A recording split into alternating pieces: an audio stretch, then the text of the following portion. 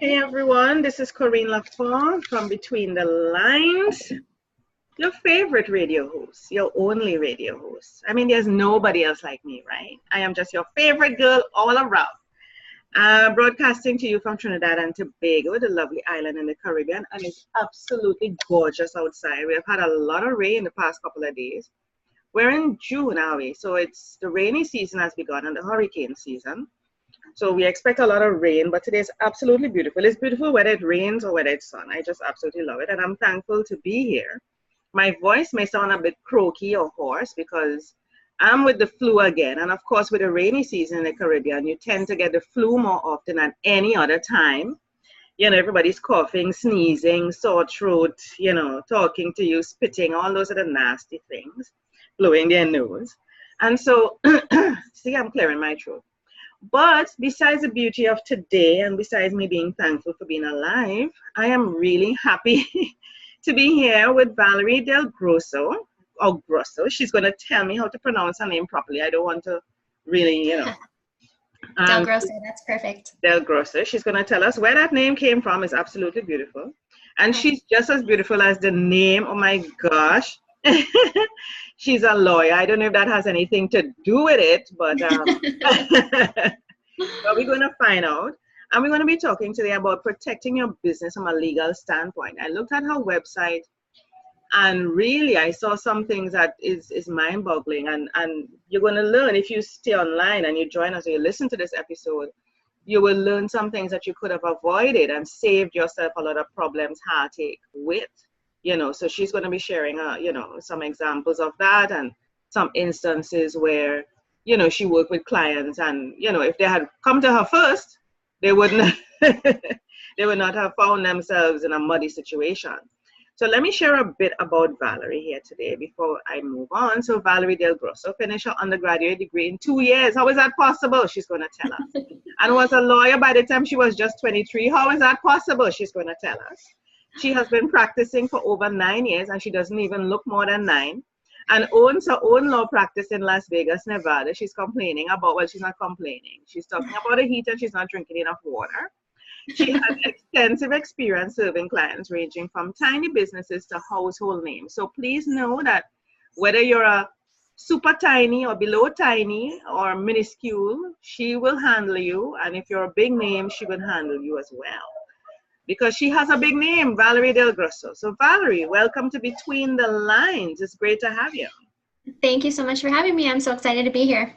Yeah, and I'm not showing myself because I'm not looking as nice and cheery as she is. As I tell you, I have the flu. So I just want to focus on Valerie and what she's doing. And I'm going to share her website so that she can take us through a couple of things that we can get some nice freebies or we can contact her, or she has a library full of stuff that you can learn from. Yeah, and how to take advantage of her services.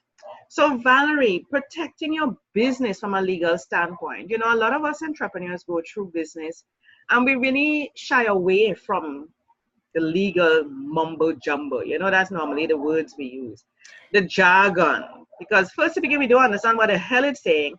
And then we're like, can't you guys just talk simple? I mean, just this whole go around, come around, up, down, swim under the deep sea, climb the mountain story. I mean, just get to the damn point. Keep it simple. A whole paragraph just to say one word. Come on, what's all that about? So people avoid all that stuff. And in avoiding, I guess you miss and you're not covering what we call your ass. We call it that here too. You're not covering your ass. And so because you're not covering your ass, you're open to a lot of things, loopholes, where people can take advantage of you or manipulate, or you compromise yourself without even knowing. So what I want you to do is share with us some examples. I mean, some examples are on your website, but give us some really juicy stuff that's not on your website that you have gone through, and why then would somebody need to protect their business from a legal standpoint? Take us from the small, tiny, businesses, things that they would have gone, because we want businesses to know the simplest things that you would take for granted are the things that you really need to cover. So from the small business concept to even the larger business, what the larger business should really be concerned about. So over to you. Sure. Okay, great. So I like to look at businesses in 3 stages, especially online businesses, service-based businesses, and those 3 stages are day one, $1, and on the way to $1 million and beyond. Mm-hmm. And I think that helping people find very simple and great preventative measures they can take in their business will allow them to never have to deal with someone like me directly. And so I like to tell clients, if I've done my job properly and your legal is working the way it's supposed to be, you should almost forget that you have it. So I like to make it really simple and intuitive. So for people who are just starting, the biggest one is not looking into who else is out in the marketplace, including what names they're using, if they're in the same or similar industry as you, not properly purchasing photos or borrowing photos and not really having permission. So it just so happens that when you're getting started in your business, you're super excited about your names and your look, and you invest all of your energy and heart and a lot of times money into building this brand around names and or images that you don't have the right to use. And unfortunately, of all the expensive messes that you can end up in, things having to do with names and images are the most expensive to deal with. Wow. So day one, know who is in the marketplace. And really, that's just good business advice anyways. You don't want to put out a program that has the name that's similar to someone else, because it will dilute your message and your marketing and confuse your audience. Okay, that sounds good. I mean, I'm an online entrepreneur, so that makes sense. You know, using images, and I'm a publisher, so I am very keen on making sure that I give credit to, you know, if I use images, when I buy them and it's, you know, royalty free, whatever it is, you know, stock images, you make sure this is taken from, you know, whichever site you may have taken it from, whether it's Pixel or some stock images site. If it's something that you bought, you could even still give credit for it because you know you own it, but you still say this is from wherever. Even audio. So people more likely use images, but audio too. So for example, if you're creating a video and you're using an audio to have that kind of background, nice sound, and create that emotional aspect to it, everything you should give credit to. It's very, very important. And small businesses really tend to ignore that. And it could land them up in trouble. It can land them up. True. It's one of those things that it seems like you might be able to save a few dollars and not buy those photos or not buy the rights to the music. But at least in the US, and I know in a lot of other countries as well, you can be stuck with penalties ranging from $750 per use all the way up to $150,000. And talking about juicy stories, I just helped a client out of big jackpot with some images. And they received a demand letter from someone who's very aggressive. And as we all know, nowadays it's really easy. You can just upload an image into Google and it will tell you everywhere that it's being used on the internet, which is great for photographers and content creators to be able to see who's using their work. But also the days of just going and grabbing an image off Google and thinking no one's going to find it are definitely over, even for the very tiniest brands. Wow. I mean, but somebody has to be tracking that. I remember writing an article because I used to be a columnist for the Jamaica Gleaner. I used to live in Jamaica for 21 years. So I was a columnist with them. And there was some sites that I made mention of because I follow their work, or I would recommend them to persons who are reading my column. And let me tell you, Valerie, lo and behold, some of these people who own these sites reached out to me and said, thank you so much for mentioning us, you know, and giving us some, you know, little visibility and so on and so on. I was like, what the hell? I mean, they actually emailed me to say thank you. So I'm like, thank God I wasn't saying anything back. You know, but,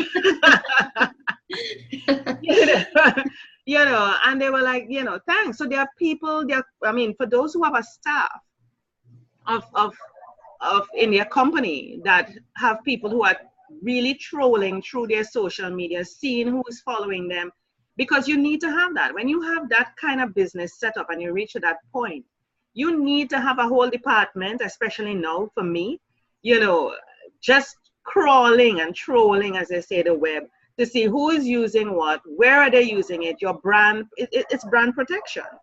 That's right. And to make sure nobody's saying this, or if somebody's saying something bad about your product, your service, your whatever, you're able to jump on it immediately and do something about it, or reach out to that person. They may have been a customer, they may have been a friend of a customer and want to know what the experience was. So you can probably bring them in as a customer and say, hey, what was your experience? Corrective action can be taken. So I was like, wow, and it's not the first time it happened to me. There are many people who find me because they see me as an influencer online and they reach out. I remember Forbes reached out to me the other day. And I mean, I'm saying this to you, Forbes reached out, I was like, what really? But I honestly, I mean, after looking at it, I think they really were checking me out. They realized that I was doing some stuff. And I thought that they were looking to probably, do some connective work or whatever, but nothing really followed through with it. I think they asked questions just to find out, let me see what this person is doing, and I guess I should be impressed by that because they're checking me out. But I really wasn't impressed because nothing came from it. So, right. But yeah, they're using their name to maybe get some competitive information. Yeah, I think that's what they did, and I'm making this public now by saying it to you. So if they listen to this, they will know.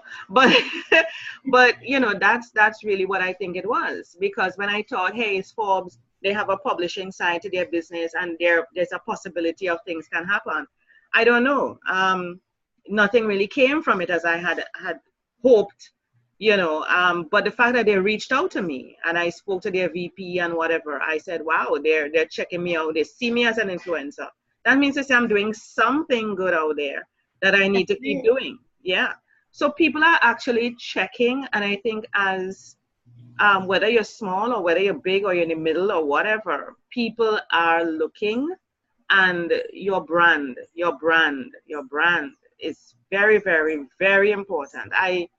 I changed security on my Facebook as well, so that persons just can't reach out to me. I've had a lot of people who were just reaching out. I had no idea who they were, freaky people. And I said, no.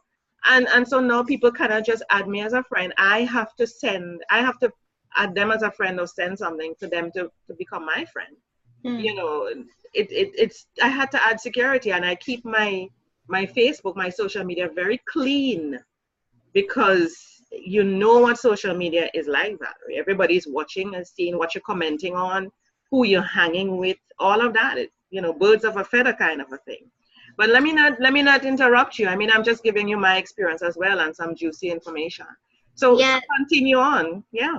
Well, so it's such a good point, because as you build, you establish yourself, you identify what your message is going to be and who you want to market to. Most people kind of get to this $1 phase, whether they're, selling information products or selling services or coaching or whatever it may be. Right. You're at that $1 phase, and the two kind of things that I see them, I'll say, do wrong, but maybe that's a little harsh, and believe me, I've been there myself. A lot of times they are undercharging, and in conjunction with undercharging, they're also doing a lot of discounts and one-off deals and special packages, because they're really excited about bringing business in, and I totally understand that. But usually that is symptomatic of something else that's missing in their business, which is they don't really have anything written down with their clients. And I like to say that when people are buying from us as business owners, it isn't off-putting to have something in writing so they know exactly what they're getting. In fact, whenever we do business with the biggest brands in the world, we expect to see that, click the box with all that legal text. Now, personally, I don't draft contracts like that. I like them to be very clear, friendly. I've even had one that people said was fun to read, because you don't want to be hiding behind legal language that you're going to feel gross enforcing later. You want it to be upfront and transparent, and it just so happens that by having that, it will help you streamline your offerings and make clients that love to trust you. So the charging piece of things on day one, it's really critical to make sure that that's documented. And most importantly, I mean, here we are having an international conversation this morning. We're doing business across state lines, across country lines, which means that if we ever get into some kind of dispute with our clients, usually it's a credit card company or PayPal that's going to act like the court.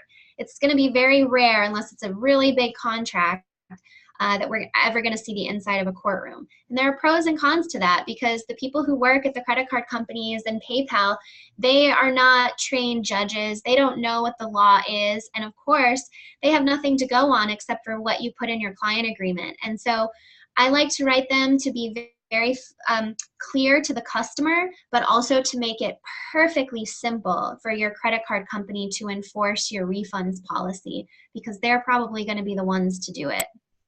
Wow.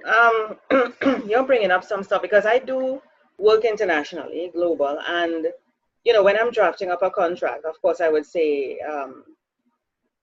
what is the part in the contract that says, well, if something dispute, of course it will be in Trinidad and Tobago. Of course, nobody wants that. If I'm dealing with somebody in the US or in London or wherever, they think, why can't it be in the US? It says like, I need to travel there to do whatever.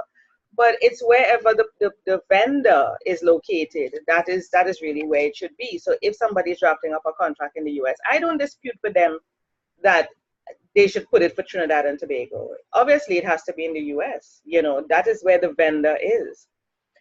So you have things like that. But I want to come back to that point you were making about having a fun, easy sort of contract and selling products and services. I sell products and services, and anybody who is online, they sell products and services, whether it's for $1, $27.97, whatever the value is. Right. You are saying, I'm trying to visualize. I'm a visual person, visual and audio. So I'm trying to visualize this and bring things in perspective for persons who will be listening to this. So you put your product, you have a nice image, you have a description, you say, this is what you're going to get, this is what you will learn, this is the price. You may even have it as a monthly subscription, depending on if it's a sort of membership sort of portal, or if it's probably a course, because I have courses. So it may be a one-off training that somebody buys. And then, of course, you can do the upsells and stuff. So I'm thinking of a page, the product, the image, whether it's downloadable. Well, it will be downloadable. They get access to the stuff. What other legal stuff should be there on that page to protect you, as well as to cover the customer? Sure, that's a great question. So what I like to do on a sales page, actually, this is a fantastic question. So let's talk about it. You come to the sales page, and there's always, the big headline and the introduction to the seller. There's going to be talk of the pain points that these people are having and how what your offering can resolve those. You'll have the detail of what's included and probably some social proof like testimonials. Right. It will take you to the order form where they can put in their information, and depending on your technology, pay and get access. So on the sales page itself, the biggest thing that I see go wrong is in the testimonials section. So testimonials cannot say things that you yourself cannot say about your product. So let's talk about a fitness coach, for example. They cannot tell someone, I guarantee you'll lose 10 pounds on this in 10 days. They're making an express promise, and there are just way too many factors that would go into a person's success.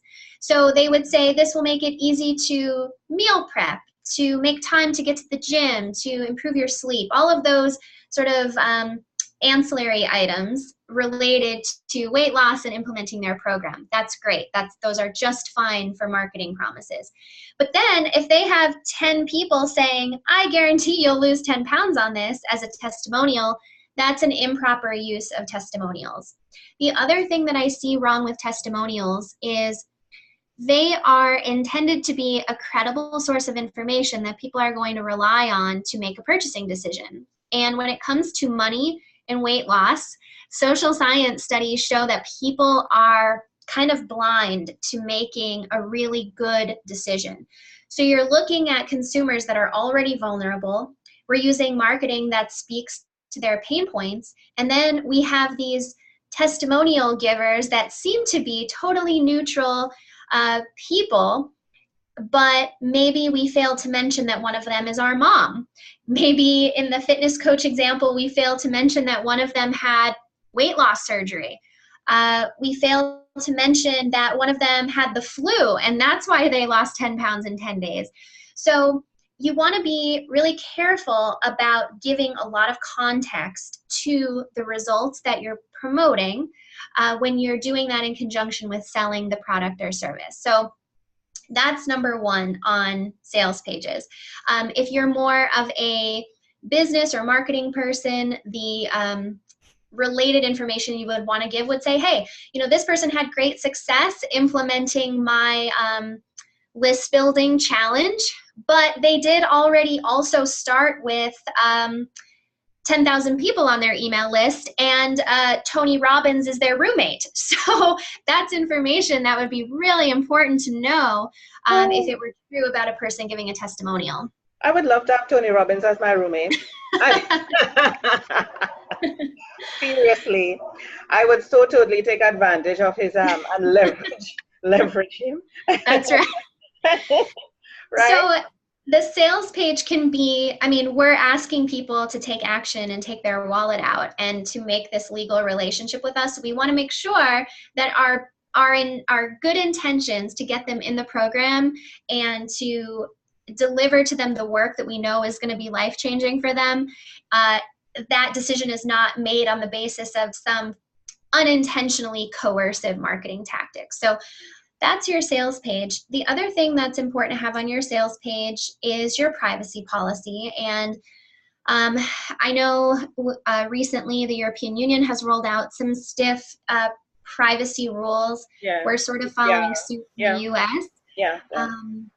So that's important. It's kind of a no-brainer. Just let people know what information you're collecting and how you're using it and how they can get in touch with you to be forgotten.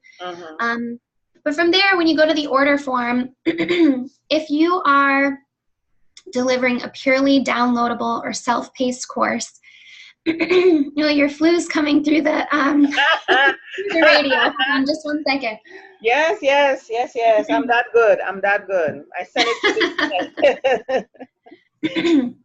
So for a purely downloadable course, on the order form, a terms of purchase is great. And that lays out, this is what you're getting. This is what you're not getting. These are your responsibilities. This is the refund policy. This is what you can and can't do with the information you get. That's incredibly important because protecting content is what copyright law does. And to spare you a boring conversation about all of that, the point is that copyright is much more difficult to enforce than contract. And so I like to put in my terms of purchase, hey, look, you're getting one license to look at this stuff for your personal use or your use in your own business. You are not getting a license to copy it, share it, repackage it, sell it, become a copycat of me because, you know, I've just changed the way you think about things and now you want to tell the world and make money doing what I do. And that's important because clients are so important, but they can also be trouble. We let them see our absolute best work because they're paying for it. And our stuff is good. That's why we have customers to begin with. And so we just want to make sure that people are perfectly clear what they can do with our stuff. So my little trick in the contracts that I draft for clients is I'll put in there, if you want to use or share or resell any portion, the licensing fees start at X dollars. So that way, if the day comes where you find someone who's using your stuff, send them over an email with the invoice attached and say, I discovered you were using this. You're party to this agreement with me, and here's the invoice. Would you like to go forward? Oh my God. I like that. I discovered that you were using this. You're not arguing. You're not quarreling. I know you're using it. Pay up. And if they don't, because they're like, who, Valerie, she's all the way in dry Las Vegas, right? How is she going to find me? She's going to take a plane and hunt me down? That's Valerie's business. She's not going to get anything. Please. What can you do, Valerie? What can you do? So in that case, you would have to, so that tactic is one to either get someone to say, oops, I'm caught. Okay, sorry, I'm going to back down. Mm-hmm. Or to say, actually, yeah, I will pay a license fee. Now, maybe that wasn't your intention. It's not really what you wanted, but at least you'll get paid for your work. Mm-hmm. But worst case, if this is a really aggressive person that isn't going to back off, that's where you revert to copyright. And actually what you do is you go to the host of their website where this stuff lives, and the host will remove it from the internet if it's copyrighted information. So, Whoa. Yeah, you can go from... How do you find out who their host is? You can find that out on whois.org. Oh, yeah. Wow. I mean, but how can you really prevent? I'm sure there are people using my stuff, you know, and I'm like, sometimes I read things and I'm like, that sounds familiar, you know. And sometimes I remember approaching one person and, you know, the person said, no, they did this, they did that. I just said, you know, I'll just leave it alone. But there are people who will take your stuff and use it. And is it worth the trouble of doing that? Or sometimes you say to yourself, hey, you just know as an online entrepreneur, you're out there, you're in the World Wide Web, cyberspace, people will take your stuff. How do you look at it? Look at it positively and say, that means to say I'm doing something great. You know, more of my stuff is being put out there. People know about me and people will know the truth. Because let's say you steal some of my stuff. Let's use the word steal. Use my stuff. There's only so far you can go and no more. You know, you have to keep coming to me, you know, and especially if I discover Valerie is using my things for her own financial or whatever benefit. You can't sustain that because you are not in me. You don't know the plans that I have. You don't know, you know, so you have to keep tracking me, watching me, stalking me to know what my next is. So you're like always after the fact, you know. So does it really make sense? And I'm saying this publicly too, so that persons who are listening, I mean, please, if you're doing that, it makes no sense. It doesn't look good on you. Come up with your own stuff. And if you can't and you want to and you appreciate what I'm doing in my business, then reach out to me and say, hey, Corrine, I like what you're doing. Could we work together? Isn't that a better approach? You know, I just don't understand it. Just come out and say, hey, I'm always reachable. You just need to put my name online and I'm like, boom, bam, you see me. You know, just reach out to me and say, I would love to work with you. Would you mind? I've had people who have done that with me, you know, reach out to me and say they like what I'm doing. They would like to be a part of it. How can they work with me? You know, and I'm like, okay, great. But that is a to me, a high level, more credible, integrity, transparent, I could come up with so many other adjectives, type of approach than to do the underhanded, sneak me out, stalk me, use my stuff, claim it's yours. I mean, come on.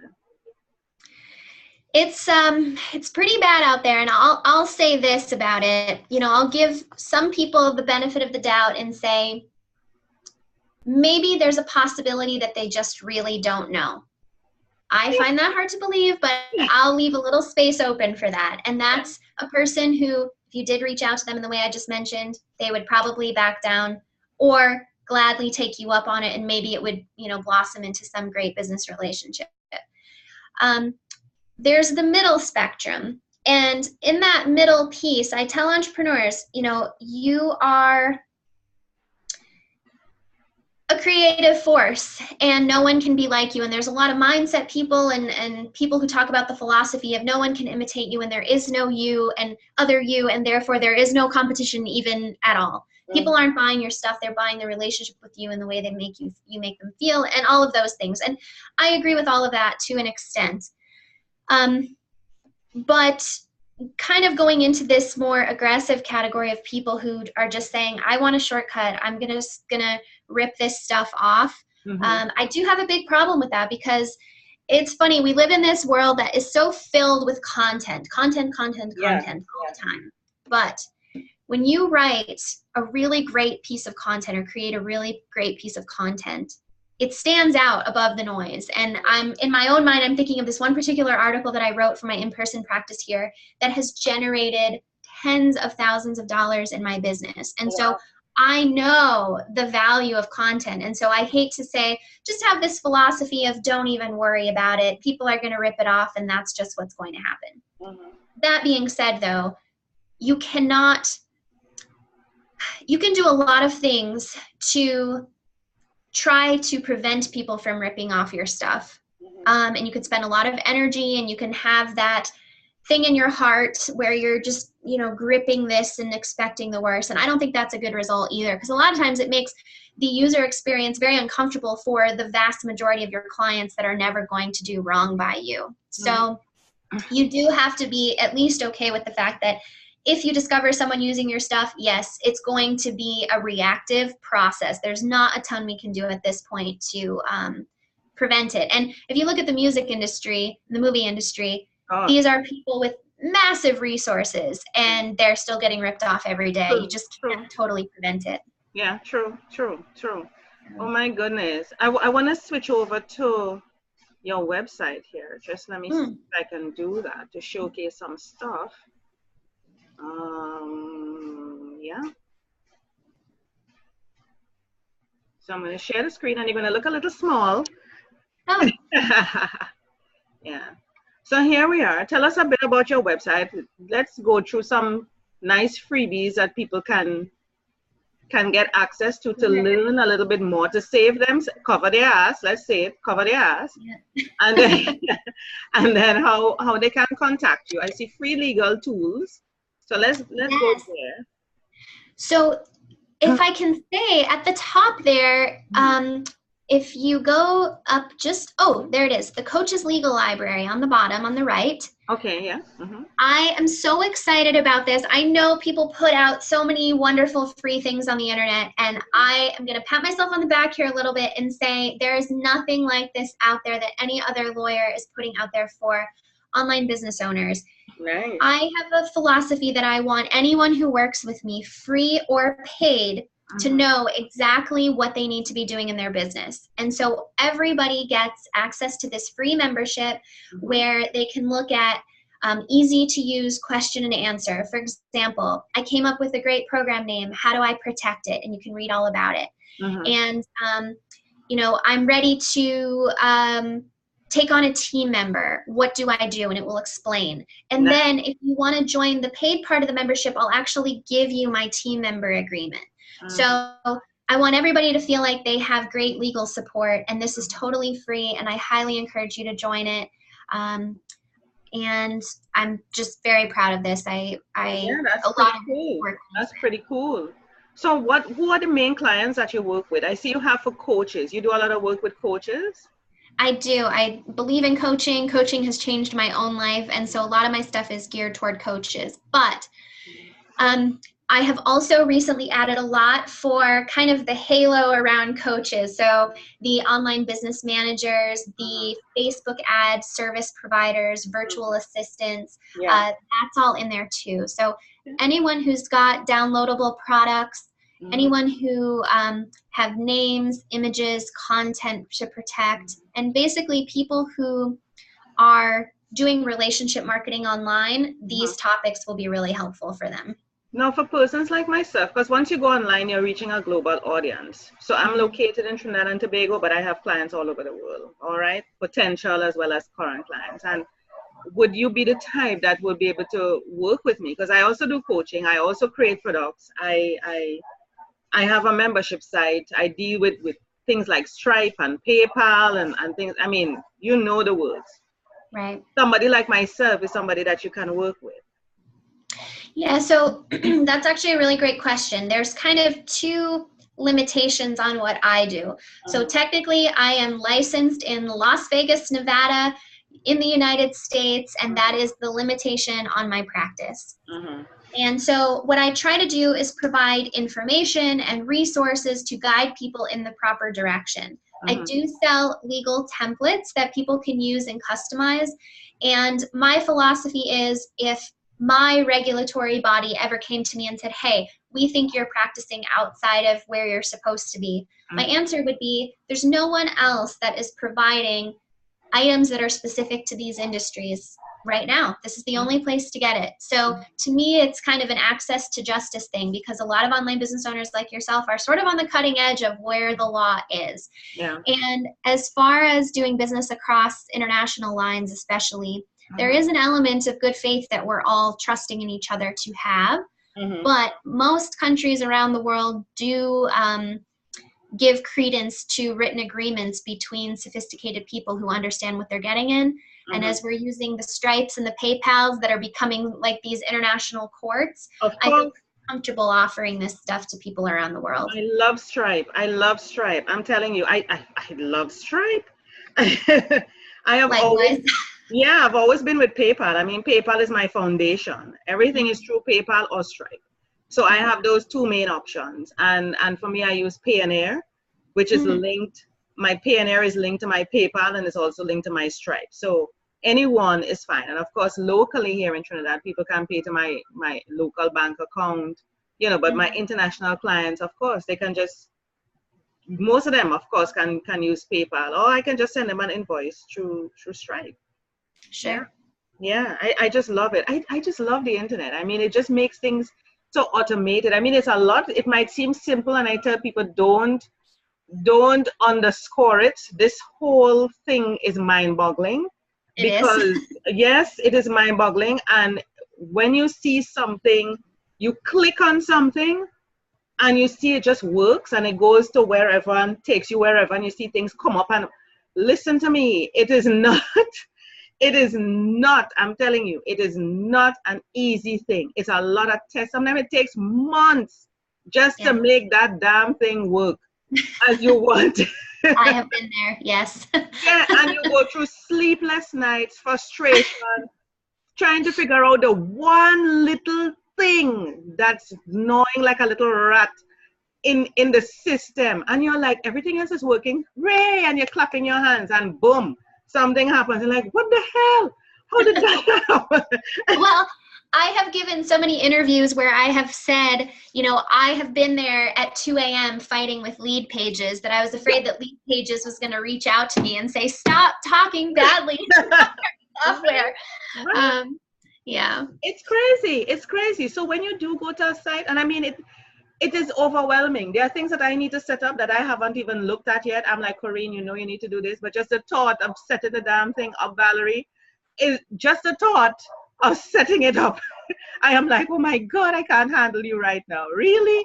Well, there is a tech and marketing guru behind what you're seeing that I have partnered with, because for me, the tech was just, became too much. So she knows who she is, and she's done a great job making this run. Yeah, you either pay somebody to do it or you do it yourself. I mean, this is crazy. But I like to be involved in setting up my own thing so that I know exactly where I want to tweak, where I want changes. I could easily go in and make the changes. I mean, leaving it up to somebody, it requires a lot of trust. It requires somebody really knowing the back end of your business, which is another risk by itself. You know, so yeah. So let's look at what else on your website, because we're coming up to the close of this. So let me see if I can go back here. Where am I? Yeah, so if you go back, this page here, the free legal tools page, you can get the library for free. And then these other 5 items are some presentations that I have recorded to help you know exactly what you should be doing. For example, right now, based on your stage of business, we talked about that a little today, day one, $1. Right. There are also some things here about protecting your intellectual property and what it means to do that, to protect your content, your names, steps to trademark, to make sure you even have a legally strong name that's worthy of protection. I like how this is laid out. This is really nice. Oh, thank you. Yeah, I really like how it's laid out. So how can people, okay, let's look at your services here now quickly so that we can showcase to people what you're offering. Yeah. Ooh, these are so nice. It looks so legal too. Yeah. So these are the things that you do, and give us a sort of range of what your price range is like. Sure. So it's, of course, all the way from free in the free legal membership up to $2,500 for custom drafted, more specific agreements that are just for you. But actually, most of the stuff that I offer is about $795, and that's the agreement and policy templates that you see there. So we open that up occasionally, and it's got 20 and counting. So it's everything from your website policies, client agreements, team member agreements, everything that you would kind of need, speaker agreements, group programs, masterminds, certifications, content licensing, you name it, it's in there. Stop, Valerie. Okay, stop. That's overwhelming. Just hit on the tab, people. Just hit on the tab. And of course, to contact you, I'm switching over to the contact you page. And do you offer free consultations to anyone? Typically, I do. I will ask for a lot of information just because I'm on the phone about 100 hours per month. So, you know, I have people, I need them to have a pretty specific question that's not already answered. But anyone who's really looking to invest in their business and kind of go to the next level, I do offer free calls to them. Okay, wonderful. So let's talk. So people can reach out to you here, at least as an initial, and then you take it from there. Yes. Yes. Beautiful. Well, Valerie, oh my gosh, this has been an intense but wonderful, but wonderful conversation. And I think we hit upon some really good points that, you know, persons who are listening to this, especially from a legal standpoint, realize how important it is to really protect themselves and their business, because you're going into this thing, you know, your heart, your soul, your mind, your money, and you really need to, as we say, cover your ass. That's what probably I should rename this episode. Cover your ass. I'm in favor of that. Right? Yeah, cover your ass. I'm sure I'll get a lot of hits on that. Cover your ass. And so, you know, because you don't want to lose everything that you have invested. You know, your dream, your legacy, you don't want to lose all of that just because of something that you misunderstood, or you didn't, or you took for granted, or you just shoved under the mat kind of thing. You know, a lot of us are fearful of things, and we kind of hide and run and shove under the mat without facing them. You know, it's best to always face your fears. You know, this is what they say: face your fears and do it anyway. Just do it. Yeah. So thank you so much. Yeah. Thank you so much for having me. Oh, it's been a pleasure. Let me stop sharing so I can have you showing up on the screen. Yay. So yeah, it's been wonderful having you. I see you have something in the back of you. What is that? You something and or? Well, it used to say up and away, up and away. You can see the first P is missing. Yes. Here's the other one, up, yes. up, away. Yeah, little Superman thing, right? Yes. Little parachute or hot air balloon. Hot air balloon, yes. That is one of the things I need to do, go up in a hot air balloon. I haven't done that yet. Have you done it? I haven't.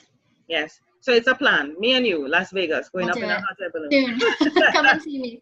Yes. Thank you so much, Valerie. It's been a pleasure. Thank you for being on Between the Lines, and thank you for sharing your legal standpoint in a very simple way. I think I didn't feel as overwhelmed. You related it to online businesses and things that we can use. And so I am sure that persons listening to this will have obtained value and be able to know how to make steps, you know, to progress in their business. Thank you. Great. Thank you.